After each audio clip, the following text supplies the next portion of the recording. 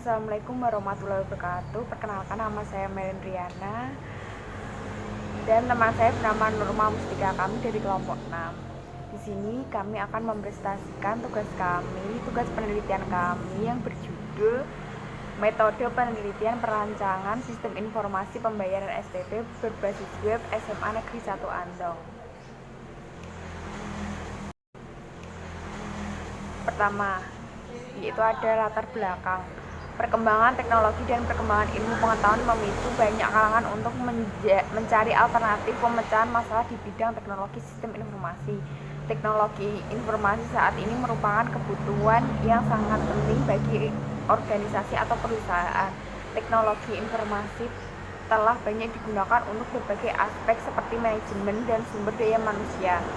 Salah satu contohnya IT yang digunakan dalam aspek manajemen yaitu proses administrasi, pembayaran SPP dan iuran sekolah. Hal ini membuat pihak sekolah membutuhkan suatu pengolahan administrasi dengan menyediakan data-data guna untuk melakukan proses pencatatan pembayaran SPP dan iuran siswa.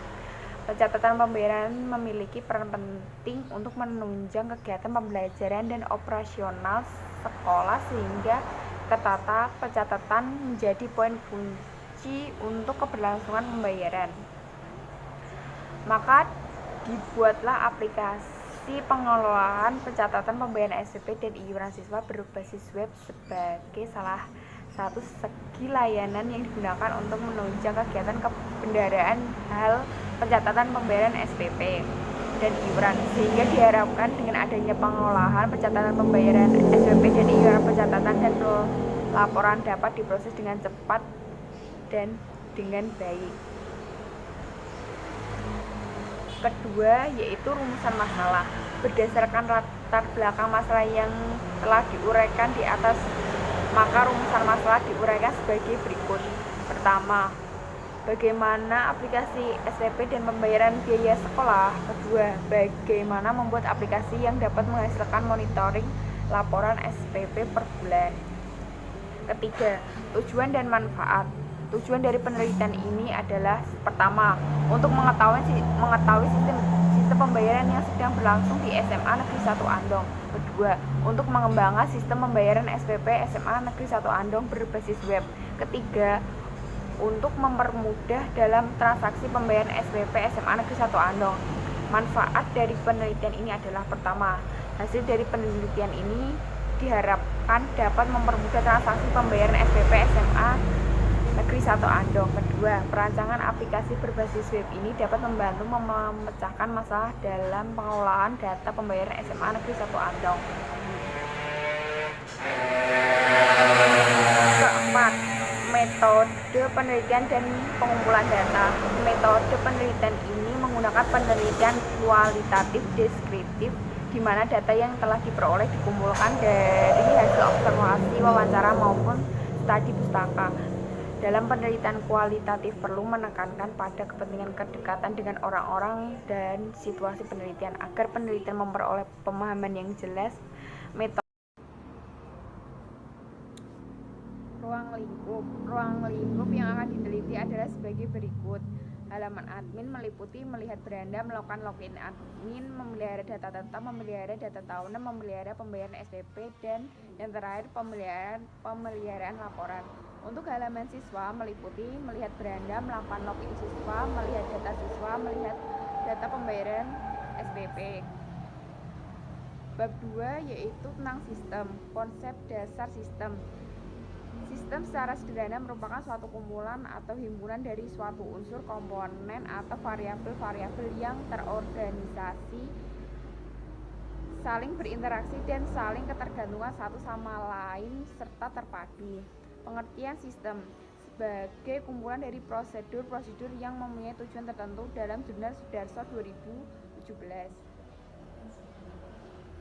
Karakteristik sistem menurut Hutahay 2014, supaya sistem itu dikatakan sistem yang baik memiliki karakteristik yaitu 1. Komponen. Suatu sistem terdiri dari sejumlah komponen-komponen yang saling berinteraksi. 2. Lingkungan luar sistem. Lingkungan luar sistem adalah di luar batas dari sistem yang mempengaruhi operasi sistem. Ketiga, Batasan sistem. Batasan sistem merupakan daerah yang membatasi antar suatu sistem dengan sistem yang lain. Keempat, penghubung sistem. Media penghubung antar satu subsistem dengan subsistem lainnya. Kelima, masukan sistem atau input. Energi yang dimasukkan ke dalam sistem yang dapat berupa perawatan dan masukan sistem sinyal. Keenam, keluaran sistem atau output.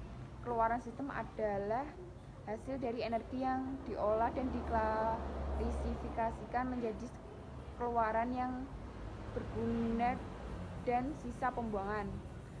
Ketujuh, pengelolaan sistem. Suatu sistem menjadi bagian pengelolaan yang akan merubah masukan menjadi keluaran. Yang terakhir, sasaran sistem.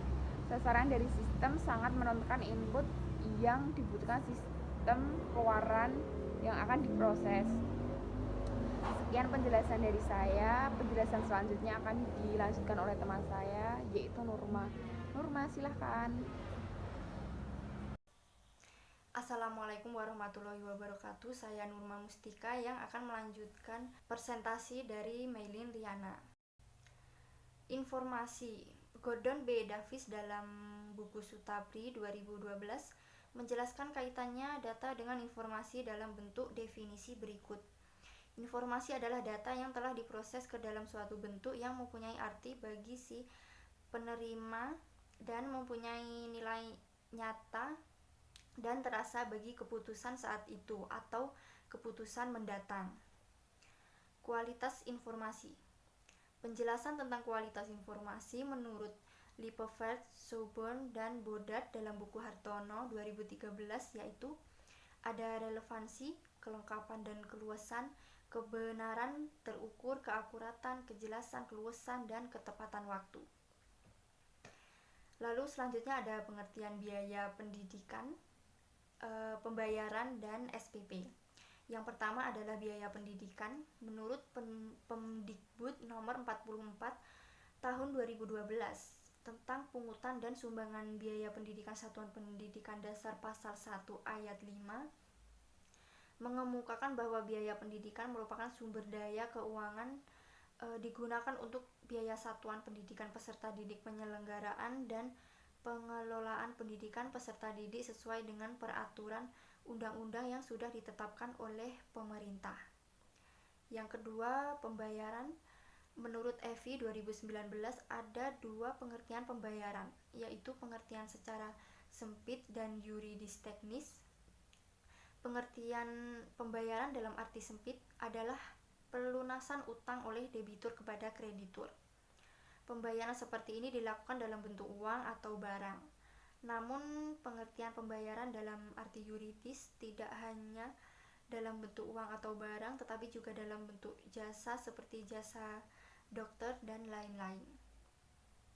Yang ketiga ada pengertian SPP. Menurut Kamus Besar Bahasa Indonesia 2005 dapat diartikan sebagai sumbangan pembinaan pendidikan yang wajib bagi siswa-siswi selama menjalani kegiatan sekolah yang harus dibayarkan setiap bulan dan demi kelancaran kegiatan sekolah.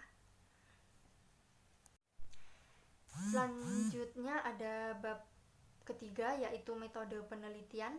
Metode penelitian merupakan tata cara atau kegiatan pelaksanaan penelitian rangkap untuk mengumpulkan informasi atau data serta melakukan investigasi terhadap data yang telah didapatkan tersebut.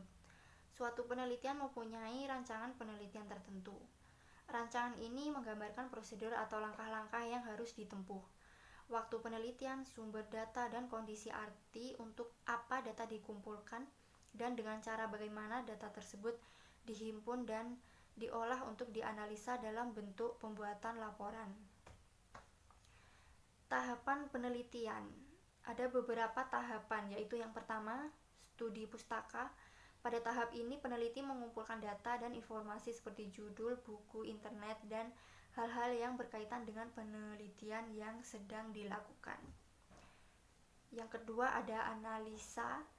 Peneliti menganalisis kebutuhan yang diperlukan pengguna terhadap sistem dengan melakukan wawancara tanya jawab langsung dengan narasumber dan juga melakukan observasi dengan mengamati proses pembayaran SPP pada SMAN 1 Andong.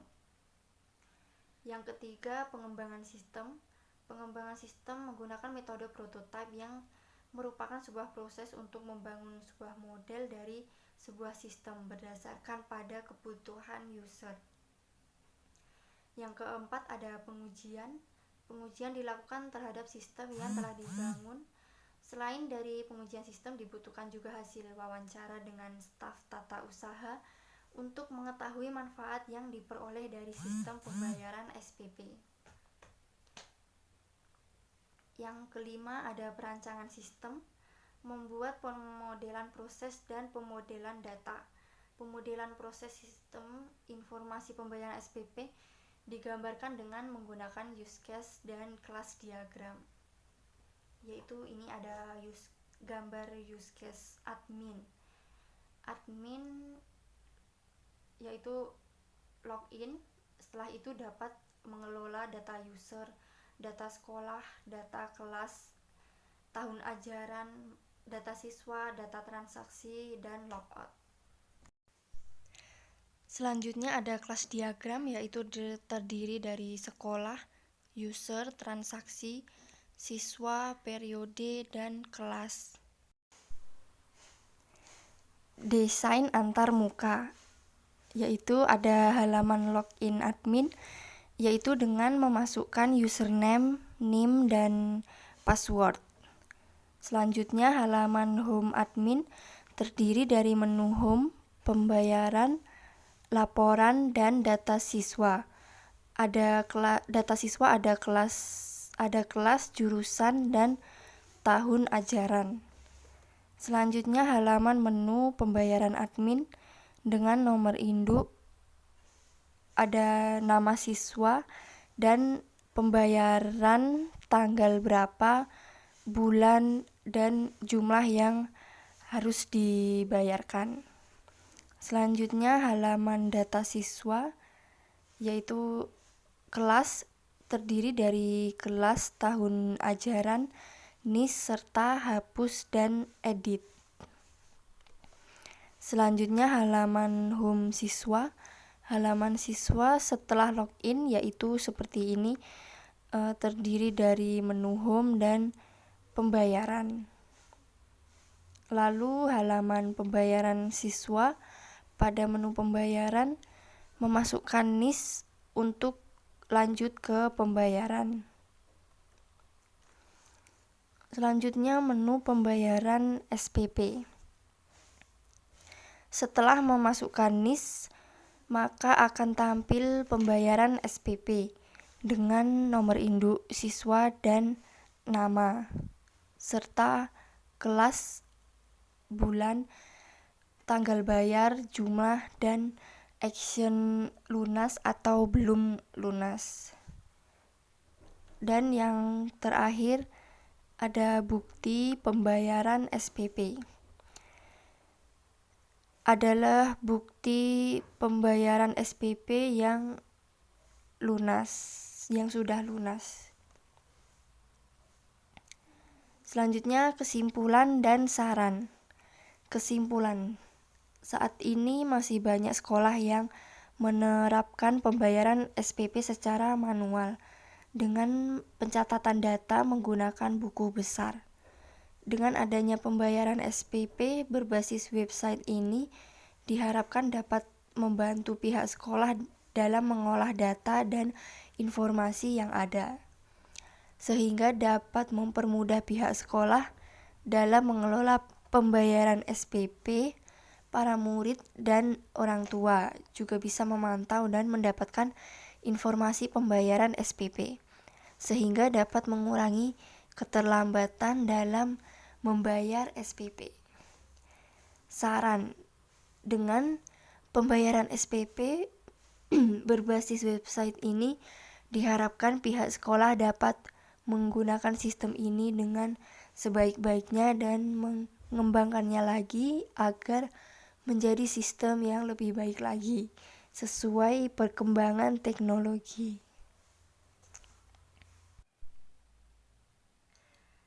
Sekian presentasi dari kami kelompok 6. Mohon maaf jika ada kurang dan salahnya. Sekian dan terima kasih. Assalamualaikum warahmatullahi wabarakatuh.